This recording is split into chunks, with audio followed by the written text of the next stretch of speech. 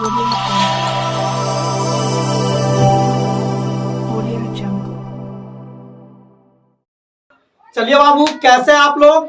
हम उम्मीद करते हैं कि आप लोग बहुत ही अच्छे से होंगे। बाबू, आज के क्लास में हम आप लोगों के साथ बात करने वाले हैं क्लास 10th के जो एक न्यू टॉपिक है सर्किल, वृत्त, जो ज्योमेट्री से रिलेटेड है बाबू। उसके बारे में आज के क्लास में हम समझेंगे कि क्या क्या होता है, जैसे वृत्त क्या होता है और उससे रिलेटेड टर्म क्या होते हैं। बाबू, मैं उम्मीद करता हूं कि आप लोग को मैं बहुत ही बेहतरीन तरीके से समझाऊंगा, लेकिन मैं आप लोगों से एक छोटा सा रिक्वेस्ट करता हूं बाबू, प्लीज़ आप लोग मेरे इस चैनल को सब्सक्राइब जरूर कर दीजिएगा, वीडियो को लाइक और शेयर जरूर कर दीजिएगा। चलिए बाबू, चालू करते हैं आज का क्लास। सबसे पहले बाबू, वृत्त है तो वृत्त कहते किसको है उसको बारे में समझिए। क्या होता है वृत्त? वृत्त क्या होता है? वृत्त क्या होता है बाबू? ठीक है, तो देखिए तो बाबू, सर्किल जो होता है यही ना होता है सर्किल, यह इसका एक केंद्र होता है, मान लीजिए ओ। कोई दिक्कत है? और यह जो सर्किल है बाबू, तो यह विभिन्न बिंदुओं से मिलके बना है, मतलब बहुत सारे बिंदुओं से मिलके बना है। तो हम लोगों को कोई भी पूछे वृत्त किसको कहते हैं तो कहेंगे बिंदुओं का वैसा समूह को वृत्त कहते हैं। वृत्त कहते हैं जिसके सभी बिंदुओं की दूरी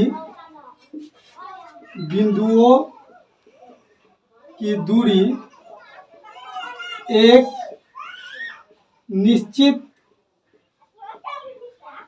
बिंदु से समान होती है। अब देखिए बाबू, हम क्या कहे हैं, ध्यान से देखिएगा। वृत्त किसको कहेंगे तो लिखे हैं बिंदुओं का वैसा समूह को वृत्त कहते हैं जिसके सभी बिंदुओं की दूरी एक निश्चित बिंदु से समान होती है। मतलब यह एक निश्चित बिंदु है जिसको हम लोग केंद्र कहते हैं बाबू, ठीक ना। और यहाँ से यह सब विभिन्न बिंदुओं से मिलकर वृत्त बना है। और यहाँ से हम जो भी लाइन खींचेंगे, मान लीजिए यह एक लाइन खींचे, या मतलब कहीं भी लाइन कोई खींचेंगे किसी बिंदु तक, तो सब दूरी क्या होगा, समान होगा। कहने का मतलब सभी त्रिज्या क्या होगा, समान होगा। इसको हम लोग क्या कहेंगे बाबू, वृत्त कहेंगे। कोई दिक्कत है?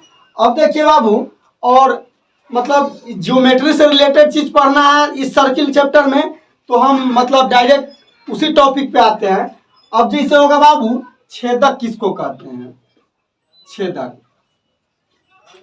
अब देखिए छेदक क्या समझेंगे। जैसे मान लीजिए एक सर्किल है, ठीक, यह एक सर्किल है और मान लीजिए यहाँ इंटरसेक्ट कर दिया कोई लाइन, ठीक है, ए बी, और इसका केंद्र मान लीजिए ओ है।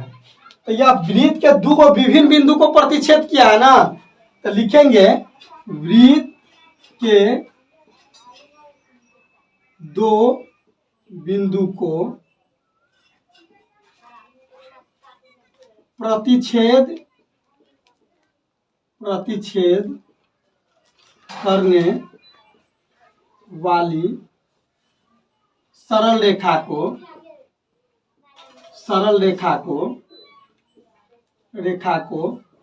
छेदक कहते हैं। जरा ध्यान से देखिए बाबू, अब छेदक किसको कहेंगे तो वृत्त के दो बिंदुओं को प्रतिच्छेद करने वाली सरल रेखा को छेदक कहते हैं। जैसे मान लीजिए यहाँ कोई पॉइंट होगा, यहाँ भी कोई पॉइंट होगा, क्योंकि वृत्त जो है बाबू विभिन्न बिंदुओं से मिलकर बना है। कोई दिक्कत है? तो अब देखिए, तो मतलब छेदक हम कैसे समझेंगे बाबू कि वृत्त के दो बिंदुओं को प्रतिच्छेद करने वाली सरल रेखा को छेदक कहते हैं। वृत्त के दो बिंदुओं को प्रतिच्छेद करने वाली सरल रेखा को छेदक कहते हैं। कोई दिक्कत? अब है बाबू स्पर्श रेखा। अब स्पर्श रेखा के बारे में समझिए बाबू, क्या होता है। देखिए स्पर्श रेखा जो है ना, जिसको हम लोग टेंजेंट कहते हैं, ठीक है। टेंजेंट बाबू जो है ना टेंगेरे शब्द से मिलके बना है। टेंजेंट जो हुआ है एक टेंगेरे शब्द से मिलके बना है जिसका अर्थ होता है छूना या स्पर्श करना। छूना या स्पर्श करना। तो बाबू तो उसको हम लोग क्या कहेंगे? स्पर्श रेखा कैसे होता है, क्या होता है सो देखिए। मान लीजिए यह एक सर्किल है, ठीक है, इसका केंद्र मान लीजिए O है, कोई दिक्कत? अब देखिए बाबू, अब यहां से मान लीजिए यहां से हम एक बिंदु खींचे, एक रेखा खींचे, ठीक है, यह AB रेखा खींचे बाबू मान लीजिए, और यहाँ P पर मान लीजिए यह रेखा स्पर्श किया, ठीक है। तो वृत्त जो है विभिन्न बिंदुओं का समूह है। तो एक बिंदु को बाबू मतलब एक बिंदु को जो छूता है जो रेखा, उसी को हम लोग स्पर्श रेखा कहते हैं। तो लिखेंगे वैसी रेखा, वैसी सरल रेखा जो वृत्त के केवल एक बिंदु से होकर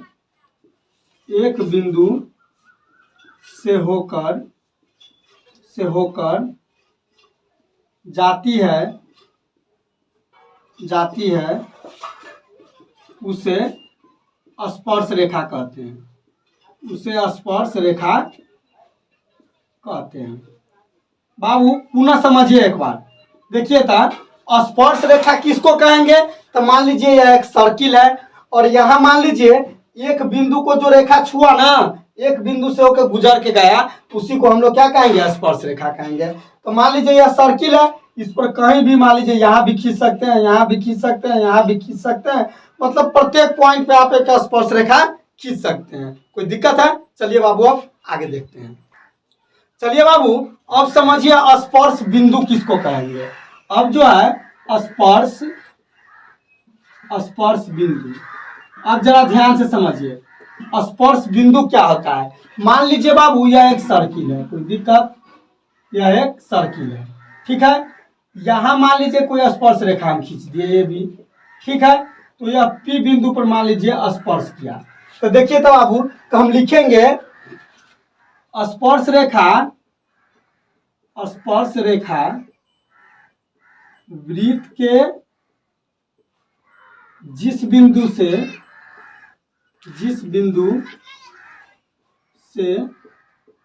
होकर जाती है उसे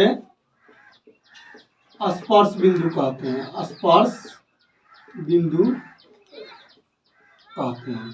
अब जरा ध्यान से समझिए बाबू, जैसे मान लीजिए यह एक सर्किल है और ये भी क्या है? स्पर्श रेखा है, और स्पर्श रेखा जो वृत्त के P बिंदु से होकर गया है, तो इस P बिंदु को क्या कहेंगे? स्पर्श बिंदु कहेंगे। इस P बिंदु को क्या कहेंगे? स्पर्श बिंदु कहेंगे। अब देखिए बाबू, अब अगला टॉपिक है एक बिंदु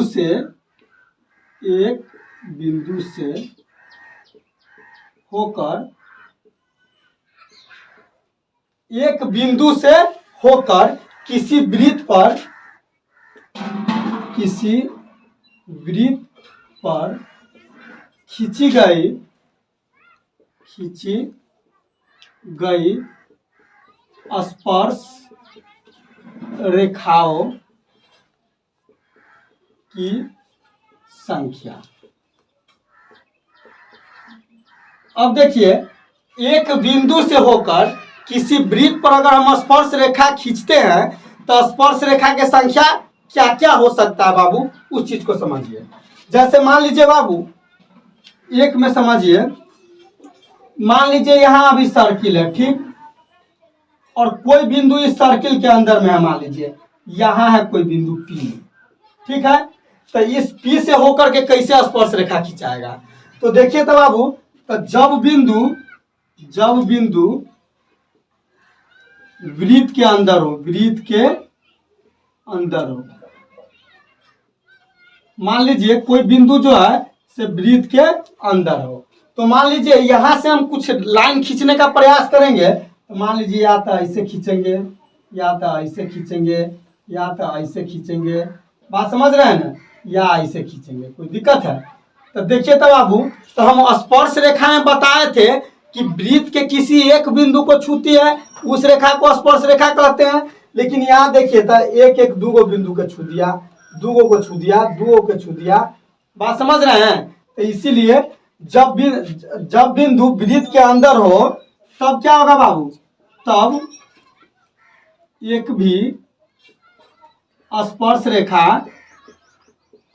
रेखा नहीं खींची जा सकती है, नहीं खींची जा सकती है। बाबू इस टाइप का क्वेश्चन जो है ना ऑब्जेक्टिव में रहता है। जैसे मान लीजिए पूछ देगा जब किसी बिंदु मतलब जब बिंदु वृत्त के अंदर हो, या कोई बिंदु जब वृत्त के अंदर हो तो उससे होकर कितनी स्पर्श रेखा खींची जा सकती है, तो क्या जवाब दीजिएगा, एक भी नहीं। जब कोई बिंदु वृत्त के अंदर हो तो उससे होकर कितनी स्पर्श रेखा खींची जा सकती है, तो एक भी नहीं। चलिए बाबू अब आगे देखते हैं। चलिए बाबू अब जो है, अब मान लीजिए दूसरा का केस में देखते हैं बाबू। जब बिंदु वृत्त पर हो, अब जरा ध्यान से देखिए। मान लीजिए बाबू यहाँ सर्किल है, ठीक, और यहाँ मान लीजिए एक बिंदु मान लीजिए P है, तो इससे ऐसे स्पर्श रेखा खींचेंगे एक, मतलब थोड़ा टच करा के। अब देखिए बाबू कोई दिक्कत, मान लीजिए यहाँ से खींच दिया हम, तो यह क्या हो गया, AB, और यह P हो गया। तो मान लीजिए बिंदु जब वृत्त पर था तो एक ही स्पर्श रेखा ना खींचे, जब बिंदु वृत्त पर है तो कितना स्पर्श रेखा खींचागा, एक, और यहाँ से जब भी थोड़ा भी अलग होगा तो दूसरा पॉइंट आ जाएगा, तो उस पर भी एक ही होगा। तो क्या लिखेंगे, जब बिंदु वृत्त पर हो, तो जब बिंदु वृत्त पर हो तब केवल एक स्पर्श रेखा खींची जा सकती है। अब देखिए बाबू, अब यह भी एक ऑब्जेक्टिव टाइप में रहेगा। जब कोई बिंदु वृत्त पर हो तो उससे होकर कितनी स्पर्श रेखा खींची जा सकती है, तो केवल एक। अब मान लीजिए तीसरा का केस क्या हो सकता है, मान लीजिए एक बार वृत्त के अंदर था, एक बार वृत्त पर है, तो एक बार वृत्त के बाहर भी हो सकता है। तो लिखेंगे जब बिंदु वृत्त के बाहर हो, कोई दिक्कत है। अब देखिए तो बाबू, अब मान लीजिए यहाँ एक सर्किल है, ठीक, और यहाँ एक बिंदु है मान लीजिए P, कोई दिक्कत।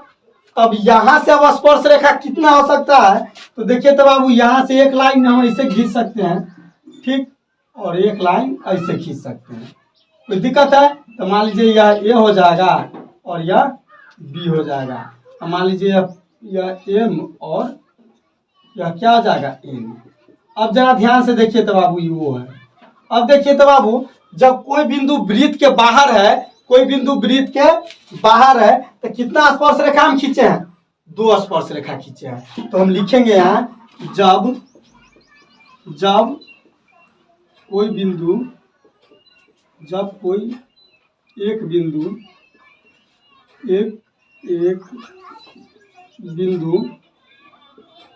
वृत्त के बाहर हो तो उससे होकर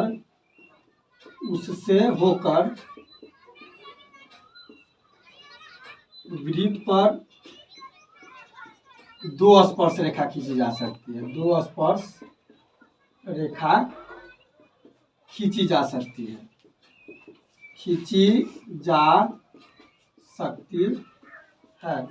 अब जरा ध्यान से देखिए बाबू, जब कोई बिंदु मान लीजिए वृत्त के बाहर होगा और उस बिंदु से मान लीजिए हमको वृत्त पर स्पर्श रेखा खींचना है, तो कितना स्पर्श रेखा होगा, 2। एक बार पुनः याद कर लीजिए, जब कोई बिंदु वृत्त के अंदर हो तो उससे होकर एक भी स्पर्श रेखा नहीं खींची जा सकती है। जब कोई बिंदु वृत्त पर हो तो उससे होकर केवल एक स्पर्श रेखा खींची जा सकती है। जब कोई बिंदु वृत्त के बाहर हो तो उससे होकर केवल 2 स्पर्श रेखा खींची जा सकती है। किसी को यह बात समझने में दिक्कत है? चलिए बाबू अब आगे देखते हैं। चलिए बाबू, अब जो यह नोट जो है उसको जरा बारीकी से समझिए। जैसे कह रहा है बाबू, यह नोट जो है आपको मतलब ऑब्जेक्टिव क्वेश्चन को समझने में या ऑब्जेक्टिव टाइप क्वेश्चन को मतलब सॉल्व करने में बहुत ही सहायता प्रदान करेगा। अब देखिए बाबू, जैसे कह रहा है एक वृत्त की अनंत स्पर्श रेखा हो सकती है। जैसे मान लीजिए बाबू, यह एक वृत्त है, ठीक, और आप जानते हैं कि वृत्त विभिन्न बिंदुओं का समूह है, तो अनंत बिंदु होता है इस पर, अनंत बिंदु होता है इस पर। कोई दिक्कत है तो हम ऐसे ऐसे ऐसे ऐसे मतलब अनंत स्पर्श रेखा खींच सकते हैं इस पर। कोई दिक्कत है, मतलब एक वृत्त पर क्या हो सकता है, अनंत स्पर्श रेखा खींच सकते हैं। कोई दिक्कत है। तब दूसरा नोट कर रहे हैं बाबू, किसी वृत्त की स्पर्श रेखा उसे एक बिंदु पर स्पर्श करती है। अब देखिए था, जैसे मान लीजिए यह एक वृत्त है, कोई दिक्कत, तो यहाँ एक बिंदु है और यहाँ दूसरा बिंदु चेंज हो रहा है और यह लाइन खींच रहा है तो एक ही बिंदु पर टच कर रहा है, ठीक ना, और एक ही बिंदु पर टच कर रहा है, तो इसीलिए कह सकते हैं कि किसी वृत्त की स्पर्श रेखा उसे एक बिंदु पर स्पर्श करती है, एक से दूसरा का बिंदु पर नहीं। अब देखिए बाबू, अब तीसरा कह रहा है वृत्त की दो बिंदुओं पर प्रतिच्छेद करने वाली रेखा को छेदक कहते हैं। तो अभी हम समझाए हैं, मान लीजिए वृत्त का एक बिंदु यह है और एक बिंदु यह है, और इसको प्रतिच्छेद करने वाली रेखा को क्या कहते हैं, छेदक रेखा कहते हैं या छेदक कहते हैं। अब देखिए बाबू, चौथा में वृत्त की दो समांतर स्पर्श रेखा हो सकती है। अब जैसे देखिए बाबू, मान लीजिए एक व्यास है, ठीक, और केंद्र से होके गया है और यहाँ एक बिंदु है, तो एक स्पर्श रेखा यहाँ खींच सकते हैं और एक स्पर्श रेखा यहाँ भी खींच सकते हैं। ये दोनों स्पर्श रेखा समानांतर होगा, कहा तो यह भी 90 और ये भी 90 होगा, ठीक है। तो दो एक ही और मतलब दोनों जो 90 है, या यह 90 है और यह भी 90 है, यह भी 90 है, तो एकांतर कोण बराबर कर दीजिए तब का होगा। या एक ही ओर के संगत कोण का योग 180 डिग्री होता है, तो इसीलिए वो दोनों रेखा समानांतर होता है। या मान लीजिए ऐसे व्यास ले जाइएगा तो ऐसे भी खींचेगा, तो यह भी स्पर्श रेखा दोनों होगा और यह भी दोनों समानांतर होगा, क्योंकि यह 90 और यह 90 है। कोई दिक्कत है। अब देखिए बाबू, पांचवा है वृत्त तथा उसके स्पर्श रेखा के उभयनिष्ठ बिंदु को स्पर्श बिंदु कहते हैं। अब देखिए बाबू, जैसे मान लीजिए यह वृत्त है, ठीक, और यहाँ स्पर्श रेखा है, तो वृत्त और स्पर्श रेखा के उभयनिष्ठ बिंदु मतलब दोनों में कौन मिल रहा है, तो एक ही बिंदु में मिल रहा है, तो उसी को हम लोग क्या कहते हैं, स्पर्श बिंदु कहते हैं। कोई दिक्कत है। अब देखिए बाबू, अब आगे है वृत्त के किसी बाह्य बिंदु से खींची गई स्पर्श रेखा की लंबाई समान होता है। मान लीजिए यह एक सर्किल है, ठीक, इसका केंद्र मान लीजिए वो है, और यहाँ हम बाबू P से मतलब दो स्पर्श रेखा वृत्त पर खींच दिए, कोई दिक्कत, और यहाँ मान लीजिए M और यहाँ N दे दिए, तो यह M और N की लंबाई क्या होगा, बराबर होगा, मतलब यह 10 होगा यह भी 10 होगा, यह 5 तो यह भी 5। कोई दिक्कत है, मतलब दोनों स्पर्श रेखा की लंबाई क्या होगा, समान होगा। अब जो है बाबू, अब कह रहा है वृत्त के किसी बिंदु पर वृत्त के किसी बिंदु पर की स्पर्श रेखा स्पर्श बिंदु पर खींची गई त्रिज्या पर लंब होती है। यह दोनों स्टेटमेंट जो है बाबू परिमेय के रूप में हम सिद्ध करके बताएंगे आप लोगों को अगले वीडियो में, लेकिन अभी समझ लीजिए। कहने का मतलब यह है कि यहाँ से जो लंब खींचते हैं ना, यह स्पर्श रेखा पर यह क्या होता है, स्पर्श बिंदु यहाँ हुआ, यह स्पर्श रेखा हुआ, यह स्पर्श बिंदु हुआ और यह त्रिज्या हुआ, यह इस पर लंब होती है। समझ गए कि नहीं। इस बात को मतलब सिद्ध करके भी हम आप लोगों को दिखाएंगे बाबू, ठीक है। तो आज के लिए बस इतना ही बाबू, हम अगले वीडियो में आप लोगों के साथ मिलेंगे परिमेय 10.1 के साथ, ठीक है। और हम उम्मीद करते हैं बाबू आप लोगों को बहुत ही बढ़िया ढंग से समझ में आया होगा। लेकिन मैं आप लोग से बार बार बाबू एक रिक्वेस्ट करता हूँ, प्लीज बाबू आप लोग मेरे इस चैनल को सब्सक्राइब जरूर कर दीजिएगा, वीडियो को लाइक और शेयर जरूर कर दीजिएगा, क्योंकि बाबू आपके एक लाइक से मेरा हौसला दुगुना बढ़ता है। चलिए बाबू, आज के लिए बस इतना ही। थैंक यू, धन्यवाद, शुक्रिया।